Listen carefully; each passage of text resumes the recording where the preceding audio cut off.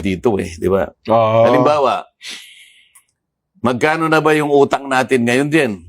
Nako! Bakit nagka-utang-utang tayo ngayon? Parang 16 trillion na yata. At mukhang lalaki Bakit para ngayon dun sa economic managers mo, wala ka man lang tinanggal kahit isa? Parang kinabukasan, na-retain lahat sila.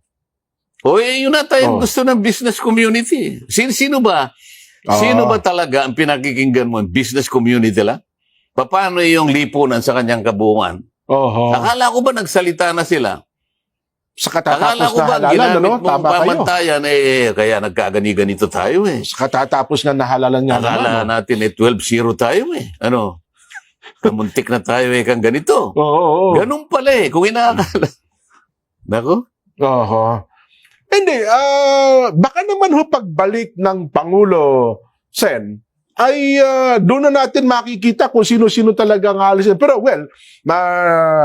tama po yung binanggit Ang nyo. tinatanong ko sa iyo, Jen, bigyan mo ako ng report, yung evaluation report ng lahat ng miyembro ng gabinete mo para malaman ko sino-sino ay nagkulang. Diba? Para sa ganon, alam ng tao, kaya pala pinalitan si ganito.